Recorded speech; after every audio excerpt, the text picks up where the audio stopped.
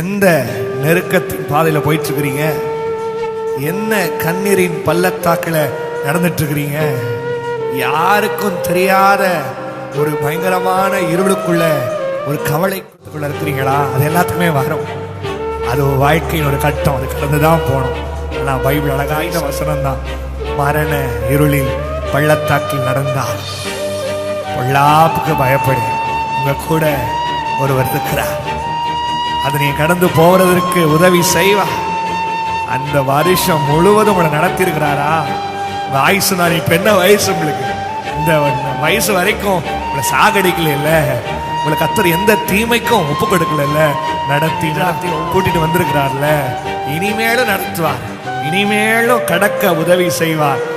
இந்த பள்ளத்தாக்கு நீங்க கடப்பீர்கள். இதுவும் வாழ்க்கையில கடந்து போகும். சிலதெல்லாம் கடந்து போனா தான் நீங்க உயரங்களுக்கு போக முடியும். சில காரியங்களை அதுவும் உங்களை விடும், நீங்களும் விட்டு போகணும். பள்ளத்தாக்க விட்டு போகணும், சில நபர்களை விட்டு போகணும். கர்த்தர் இம்மட்டும் நடத்தினார், இனிமேலும் நடத்துவார். இந்த பள்ளத்தாக்க கடக்க இயேசு உதவி செய்வார்னு எத்தனை பேர் நம்புறீங்க? கைகளை உயர்த்தி சொல்லுங்க, இதை நான் கடந்து போவேன். மரண இருளின் பள்ளத்தாக்கில் நடந்தாலும் காரணம் தேவன் என் கூட இருக்கிறாருப்பா. சர்வ வல்லமையுள்ள இயேசு என் கூட இருக்கிறார். நான் ஏன் பயப்படணும்? கைத்தட்டி என் கூட சேர்ந்து பழைய பாடலை என் கூட சேர்ந்து பாடுறீங்களா? D minor. ஹல்லேலூயா. அவர் சமூகம் என் முன்னேறா, சேதமின்றி காத்துக் கொள்வார், சேதமின்றி காத்துக் கொள்வார், சேதம் இன்றி. நம்புறீங்களா?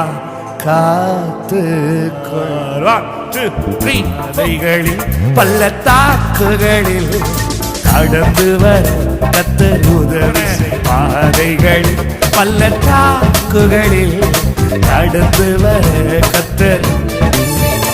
அவர் சமூகம் என் முன்னே செல்வதா, சேதமின்றி காத்துக் கொள்வார். அவர் சமூகம் என் முன்னே செல்வதா, சேதமின்றி காத்துக் கொள்வார், காத்துக் கொள்வார், சேதமின்றி காத்துக் கொள்வார்.